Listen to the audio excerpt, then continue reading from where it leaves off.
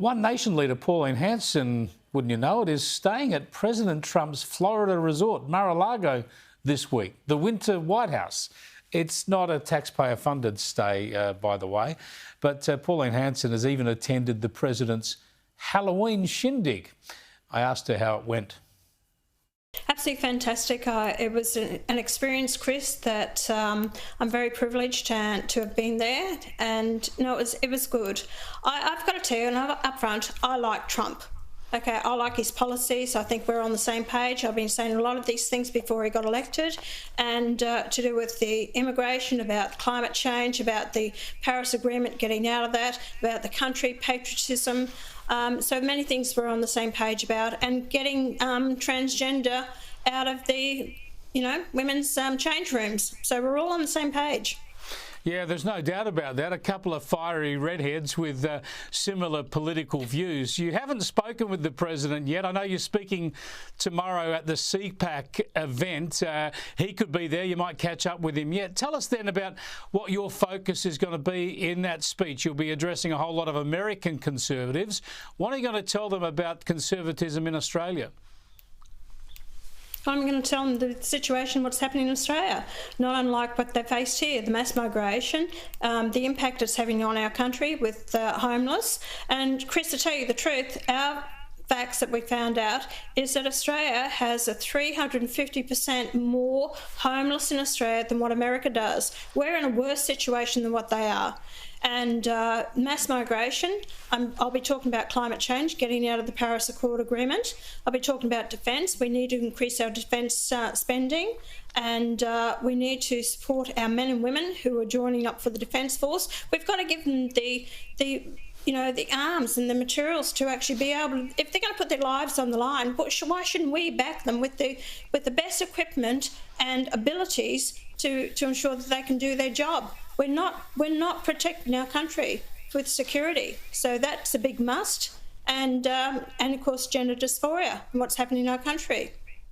Look, the big difference when you talk about your agendas, very similar when it comes to strong borders and controlling immigration, economic nationalism, some of those gender issues you talk about, climate and energy, very similar to the Trump agenda. But the difference is that Donald Trump took over the conservative establishment, if you like. He took over the Republican Party, and his people kind of run that now. Whereas you're an outsider, and you're actually, your success, your polling success and electoral success at the moment has been to the detriment of the Conservative parties, the coalition. Does that worry you?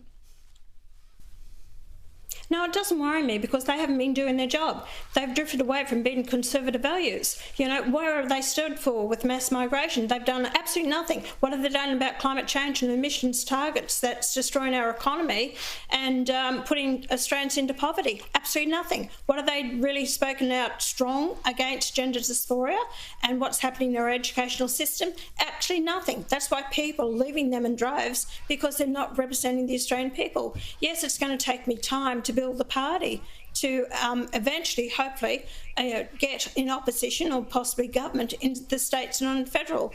But Chris, unless I have a go at it, they're just going to keep sliding more to the left in line with Labor and their socialism, that I believe I have to keep this fight up on behalf of the Australian people who are now getting behind me and supporting me and what I'm saying. The people have had enough of the major political parties.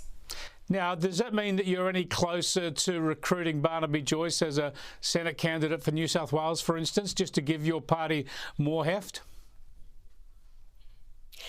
Look, Barnaby has indicated he's really fed up with the National Party. They're not listening to what he's saying about this climate net zero, which is destroying the country. He's passionate about that, very passionate about it.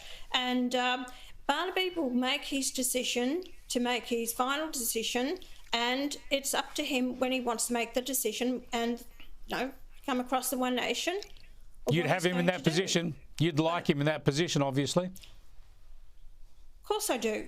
Of course I do. And I think, I want people strong-minded who are there to fight for the Australian people. And it's only through this team effort that I can make changes in the parliaments, Chris. And that's where I need those strong people, the strong leaders and teamwork that we can, and I believe that we can turn the country around. And it's the only one. If I wasn't around, Chris, where would we be as a nation with both the Liberal and the Labor Party? They're on the same page. They are really not much difference between them. And that's why they're losing a lot of their support.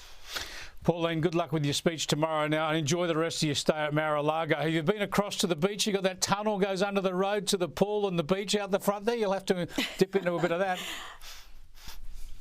No, I haven't. I haven't been able to do that yet. It's been quite full on, Chris, and tomorrow and the next couple of days will be extremely busy. And I've been told that Donald Trump is expected to turn up possibly on Thursday to Excellent. Well, let us know. CPAC. Let us know if you get a word with him, and thanks for joining us. Cheers. Thank you.